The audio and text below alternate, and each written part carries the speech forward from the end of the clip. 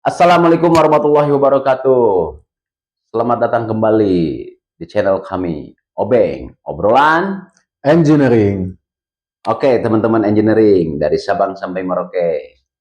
Di episode kali ini kita akan membahas mengenai masalah plumbing. Setelah sebelumnya Pak Egi kita membahas mengenai masalah mekanikal, Electrical. Nah, sekarang plumbing Pak Plumbing. Egi. Plumbing dalam bangunan gedung, baik itu gedung satu lantai, dua lantai, pokoknya istilahnya gedung lah. Nah, pasti ada sistem plumbing Pak Egi. Betul. Nah, ini sistem plumbing ini tuh merupakan sesuatu hal yang sangat penting dalam satu bangunan gedung. Karena apa Pak Egi? Karena sistem plumbing merupakan salah satu sistem yang sangat berpengaruh terhadap operasional gedung. Nah, di dalam sistem plumbing ini ada beberapa elemen yang biasa engineer ketahui Pak Egi, gitu kan. Ada 3 elemen biasanya, gitu kan. Nah, elemen-elemen apa saja sih Pak Egi itu? Terkait masa elemen ya di sini. Jadi teman-teman mungkin ada yang awam gitu ya atau fresh graduate itu di luar sana. Jadi terkait elemen di sini tuh bukan lebih ke pemanas elemen, bukan. Oke. Bukan ke kayak film-film Avatar ya, bukan. Elemen Jadi, air, api, elemen udara, angin. api. Jadi bukan ke arah sana gitu. Jadi yang dimaksud di elemen di sini tuh lebih ke sumbernya. Jadi pertama itu ada pasti yang namanya sumber. Jadi sumber air di sini tuh kita biasanya ada 2. Biasanya ya posisinya ada dari sumber itu adalah elemen penyediaan air bersih. Betul. Oke. Jadi penyediaan air bersih di sini tuh dalam suatu elemen. Jadi ada namanya penyediaan sumber air bersih. Sumber air bersih ini tuh tadi posisinya ada 2 ya teman-teman. Nah 2 di sini tuh apa aja sih gitu. Nah pertama itu ada yang namanya deep well. Nah deep well di sini tuh kalau teman-teman mungkin yang awam gitu pengen tahu apa sih deep well itu. Nah deep well itu kalau misalnya teman-teman lihat atau di kampung-kampung itu ada namanya sumur. Nah cuman di sini yang membedakan nanti kedalaman gitu. Jadi ada yang dangkal, ada yang dalam, terus ada imbuhan, banyak lah sebenarnya sumur resapan. Kalau deep well itu bahasa Inggris Pak Egi. Betul. Sumur dalam. Ya betul. Kalau sumur dangkal itu shallow well. Ya betul. Kalau pembawa acara Obeng namanya iwel. Oke. Lumayan lah ya, agak sedikit lucu gitu posisinya. Nah, jadi kembali lagi terkait masalah elemen penyedia air ya di sini ya. Penyedia air tadi saya udah bahas terkait satu, ada yang namanya deep well atau sumur. Sumur di sini tadi jenis-jenisnya banyak juga, nanti kita akan bahas satu persatu. Nah, terus selain ini kita juga ada dari PDAM biasanya. Yes. Nah, cuman yang membedakan antara sumur dengan PDAM ini tuh teman-teman secara garis besarnya, kalau dari PDAM biasanya lebih mudah untuk diproses atau bisa langsung dipakai biasanya. Tapi nggak bisa diminum juga ya posisinya. Ya, karena harus melewati beberapa filterisasi. Betul, gitu. Karena kalau untuk diminum kan kita ada beberapa hal yang memang harus kita syarat-syarat atau ketentuan yang memang harus kita penuhi. Salah satunya dari pH, gitu kan, posisinya, Fe, mangan, dan lain-lain lah gitu posisinya. Nah, cuman enaknya itu kalau dari PDAM, hampir rata-rata mereka sudah diolah. Tapi kalau dari deep well, nah itu langsung dari tanah itu sendiri gitu posisinya. Nah itu mau tidak mau kita harus olah dulu.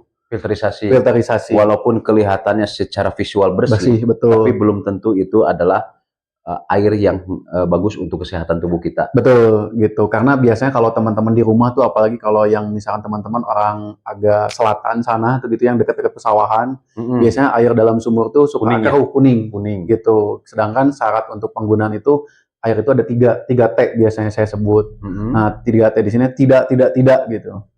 Tidak bau, tidak berwarna, dan tidak berasa gitu. Jadi 3 T di sini tuh mungkin tadi Pak Iwal sudah sebutkan ya, tapi saya perjelas lagi. 3 T di sini tuh tidak berbau, tidak berwarna, dan tidak berasa. Jadi kalau teman-teman ada air misalkan berbau, biasanya bau, kalau yang suka saya tahu itu kayak bau apa ya, batu-batu gitu. Kayak bau pesawahan lah, kayak gimana ya? Bau seng gitu. Bau seng gitu. Nah itu berarti kandungan Fe-nya sangat tinggi gitu posisinya. Terus berwarna, ada yang agak keruh-keruh gitu posisinya. Terus agak sedikit berminyak. Nah gitu, kayak ada minyak-minyak gitu. Nah itu memang mau tidak mau kita harus ekstra memfilternya gitu. Kurang lebih seperti itu sih terkait masalah sumber air atau penyediaan air. Nah lanjut yang kedua itu kita. Yang penting ini Pak Egi, untuk sumber air ini gitu kan. Yang penting kita sebagai engineer harus memahami bahwasannya sumber air itu harus betul-betul bersih. Betul. Nah, bagaimana caranya gitu kan memfilterisasi gitu kan supaya air itu bisa layak untuk digunakan atau gitu kan. dikonsumsi lah Berarti gitu kan ya. tugas engineer tuh. Betul. Caranya seperti apa? Ya kita sering lihat ya gitu kan. Dulu saya kerja di hotel gitu kan, ada yang namanya filter gitu kan. Ya. Ada sand filter, Carbon gitu, carbon filter, filter banyak. gitu kan. Nah, itu tuh harus melewati beberapa proses maintenance juga Pak Egi. Betul. Seorang engineer harus paham dan mengerti gitu kan bahwasannya sumber air walaupun yang kurang bagus gitu kan. Misalkan di satu properti teman-teman nih Pak Egi, airnya itu seperti yang tadi Pak Egi sebutkan dekat pesawahan gitu kan. Kurang bagus. Berarti kan tugas engineer nih Betul. yang harus berpikir ini gimana caranya gitu kan. Ya kita kasih masukan ke owner gitu kan. Bahwa air ini kurang bagus, jadi harus menggunakan carbon filter, sand filter, aktif gitu kan, dan sebagainya. Nah, jadi teman-teman, sumber air ini merupakan salah satu hal yang sangat penting di dalam dunia engineering gitu kan. Jangan sepelekan Pak Egi. Betul. Karena itu merupakan salah satu kenyamanan. Apalagi kalau misalkan kita bekerja di hotel, tamu komplain, air keruh, air bau, gitu kan, wah fatal. Betul. Fatal sekali kalau misalkan seorang engineer sudah tidak bisa mengelola sumber air itu sendiri, sangat-sangat fatal. So teman-teman jangan lupa, air merupakan salah satu hal yang penting dalam bangunan gedung, pelihara dan maintenance terus. Nah, selanjutnya Pak Egi, elemen yang kedua selain tadi sumber air. Nah, elemen yang kedua di sini tuh lebih ke sistem distribusi sebenarnya. Nah, kalau sistem distribusi di sini tadi kan kita udah ada ngomongin sumber tuh, posisinya tadi udah dibahas juga gitu, posisinya agak lebih detail tadi posisinya. Terus kita bahas terkait sistem distribusi. Nah, untuk sistem distribusi di sini tuh lebih ke kayak teman-teman mau sistem yang dipakainya seperti apa gitu.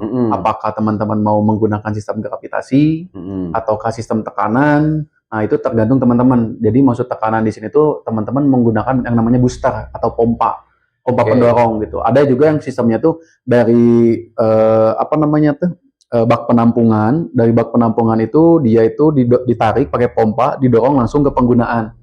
Misalnya ke keran atau apa, ke shower, itu ada yang seperti itu. Ada juga sistemnya yang memang langsung ditarik ke roof tank, ke atas. Pendistribusi, pakai pompa distribusi. Betul, gitu. Jadi untuk penampungan di atas. Walaupun sebenarnya kalau di building itu biasanya mungkin teman-teman ada yang namanya GWT, groundwater tank gitu posisinya. Jadi biasanya dari deep well itu dia akan masuk ke groundwater tank. Biasanya itu untuk pengendapan juga. Sebenarnya itu sebagai sedimentasi biasanya. Jadi dari situ biasanya chamber dulu sih, biasanya ada chamber dulu, chamber water tank gitu kan, CWT.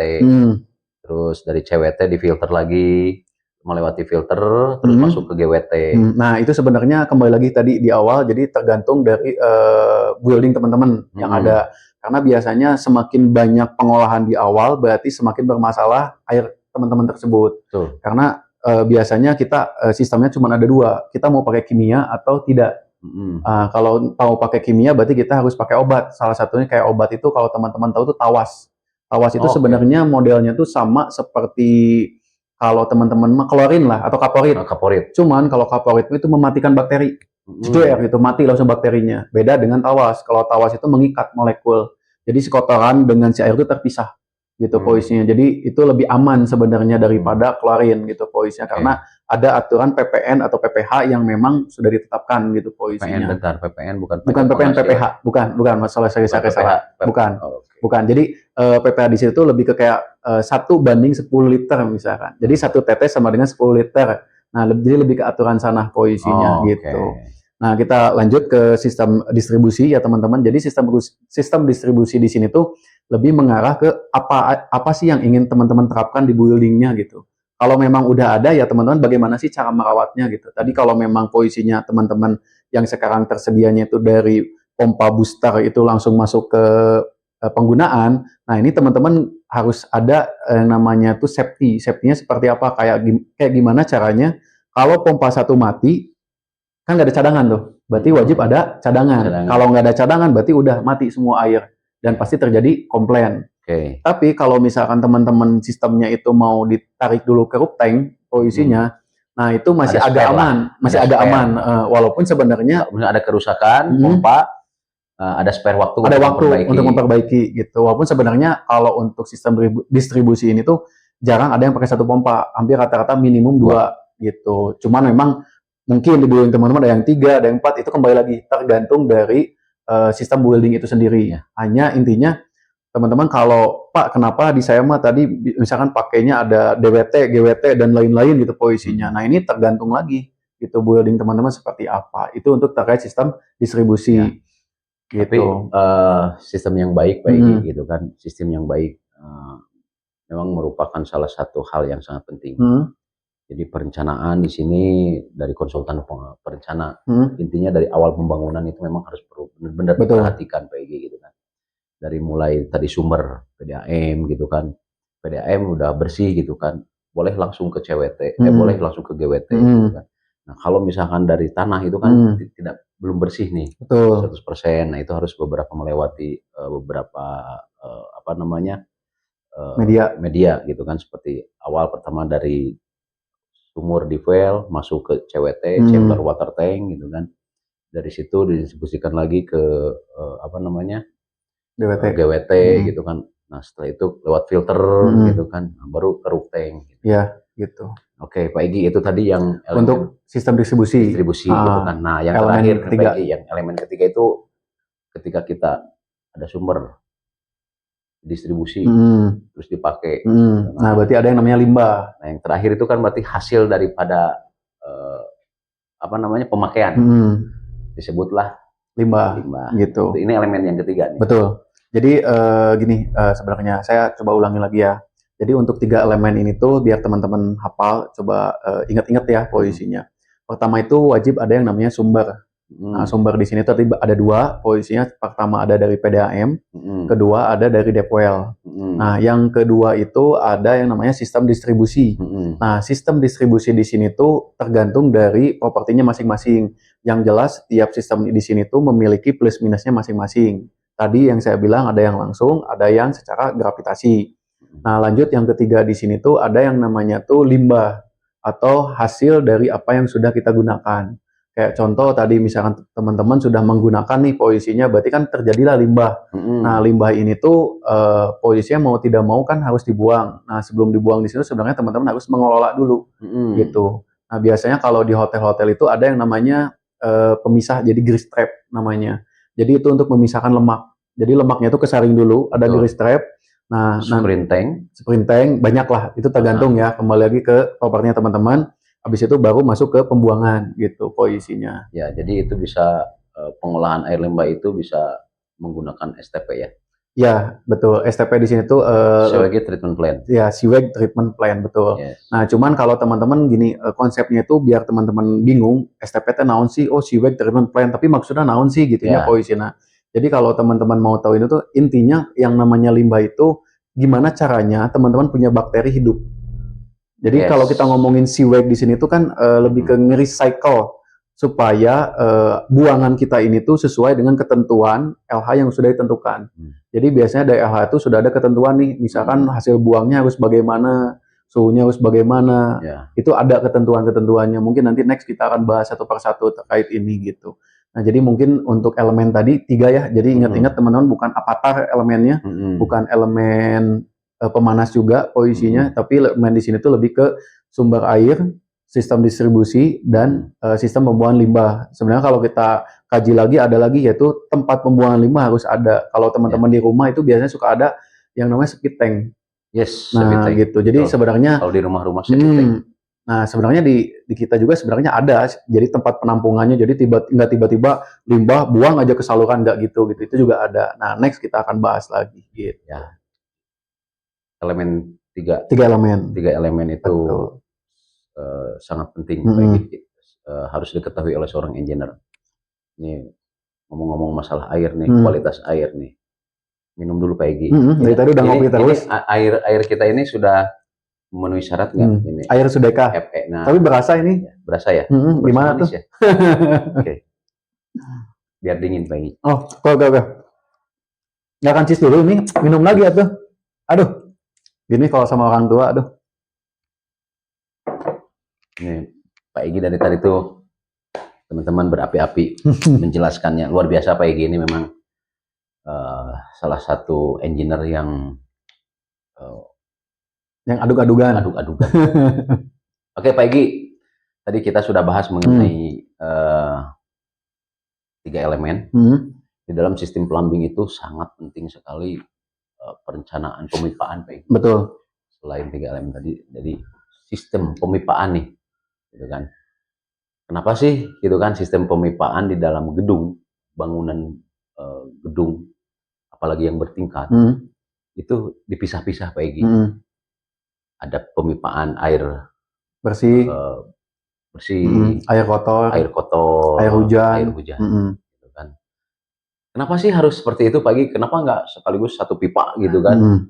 Udahlah satu pipa. Biar irit ya. Biar irit gitu kan, biar biayanya. Kosnya nggak terlalu gede. Kalau misalkan harus ada 3 pipa gitu kan, air hujan dipisahin, air dari floor drain dan air dari wastafel harus dipisah, dari kloset gitu kan, dari grease harus dipisah. Kenapa sih harus seperti itu, Pak Egy? Oke, terkait masalah ini kenapa harus dipisah, memang mungkin teman-teman agak bingung juga ya. Ini kan habis-habisin biaya sebenarnya posisinya. Cuman pertama untuk mempermudah terkait filtrasi, atau tadi kalau saya bilang itu kan di sini limbah tuh posisinya. Jadi kalau misalkan nanti air hujan kita satukan dengan air biasa atau misalkan air yang habis teman-teman gunakan, itu nanti akan menambah biaya kos, karena untuk recycle air posisi sebelum kita buang ke saluran itu memerlukan biaya gitu posisinya. Nah, kenapa memerlukan biaya? Karena perlu obat atau bahan kimia biasanya. Mungkin kalau teman-teman di hospitality biasa pakai kayak salah satunya urea, mungkin salah satunya. Urea di sini tuh lebih ke kayak makanannya bakteri gitu, salah satunya gitu. Atau mungkin ada juga alum, banyak lah sebenarnya posisinya. Jadi kenapa dipisah-pisah di sini tuh untuk memudahkan dalam proses proses di sini tuh proses kayak pembagian antara ini jalur A, ini jalur B, ini jalur C gitu. Lebih ke arah sana sih kalau menurut pendapat saya gitu. Oke. Pak Egy, tadi pemipaan ya, pemipaan juga penting. Nah juga di dalam pemipaan itu kan bau ya. Iya. Gitu kan. Kalau teman-teman itu rata-rata gitu kan, kalau di rumah nih, kita itu dari toilet, gitu kan, mau air bersih atau air kotor biasanya disatuin. Betul. Tapi kalau di rumah saya sudah pisah. Jadi kalau misalkan untuk kloset, gitu kan, saya langsung buang ke septic tank.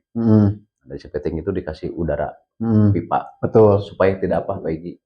Satu, biar tidak. Biasanya ada anomia.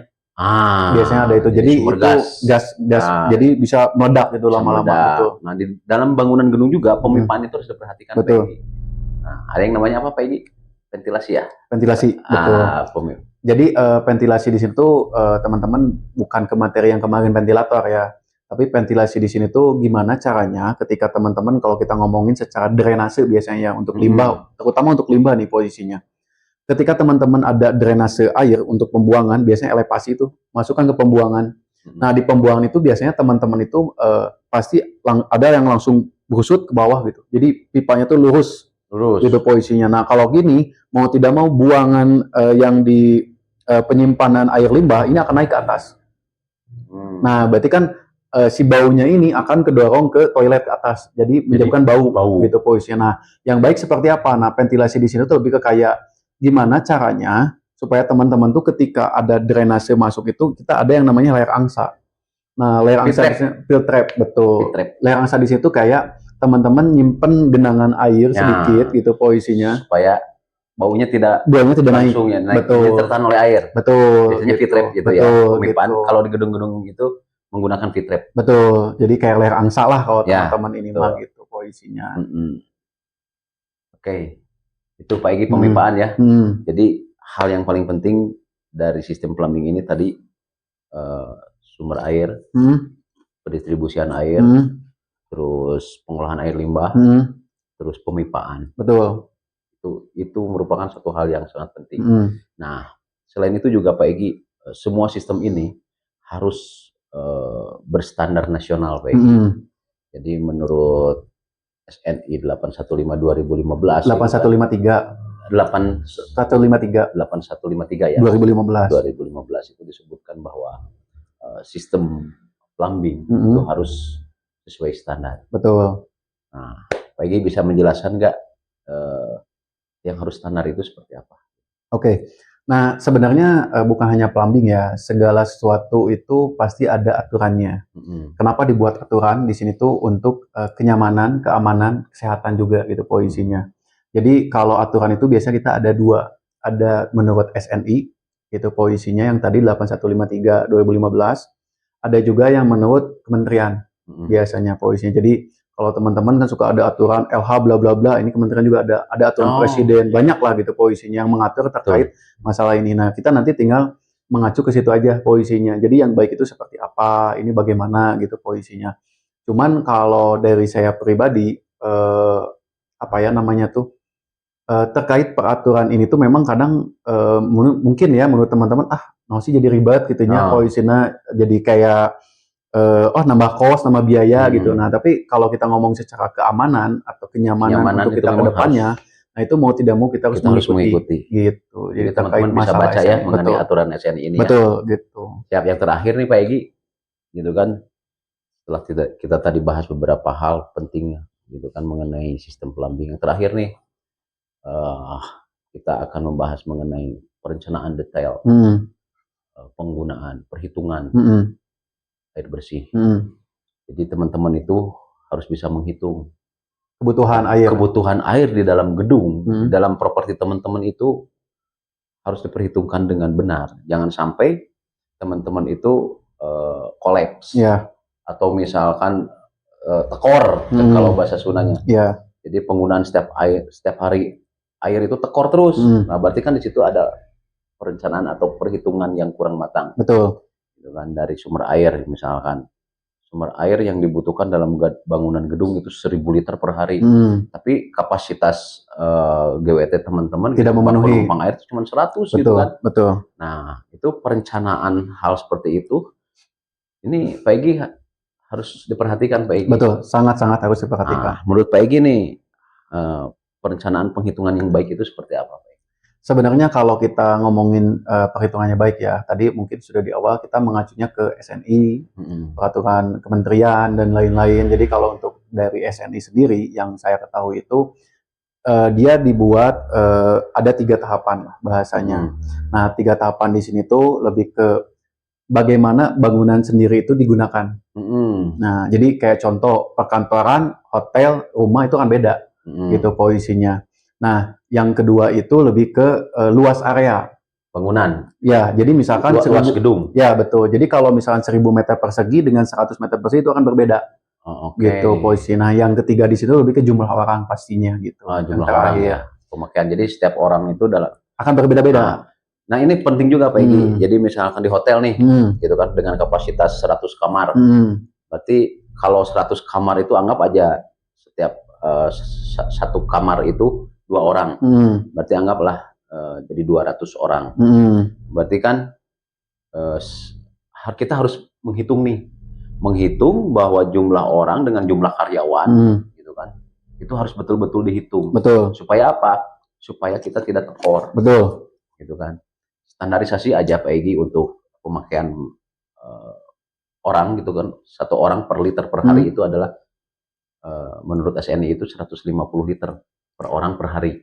Sebenarnya mungkin itu ada benarnya juga, tapi kembali lagi tergantung untuk dari propertinya sendiri. Jadi kalau menurut saya pribadi ya, lebih akurat itu ketika kita menghitung dengan meter persegi. Kalau dari saya ya posisinya. Luas bangunan. Jadi kayak kalau sama saya juga mengacunya ke SNI juga itu 0,5 meter kubik per segi.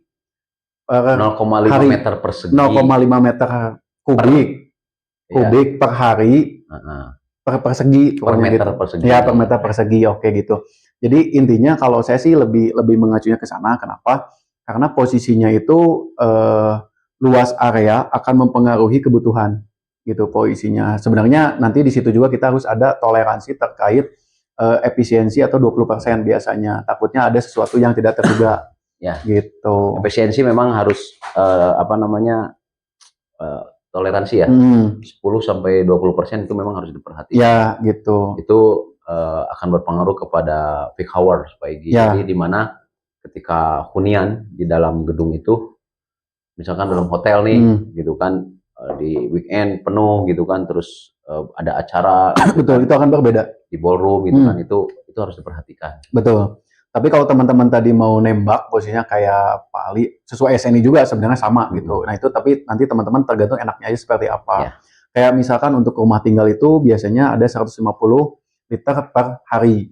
Kenapa banyak 150 liter? Karena posisinya itu dia ada kayak buat nyuci, masak, buat masak udah buat masak air mungkin ya.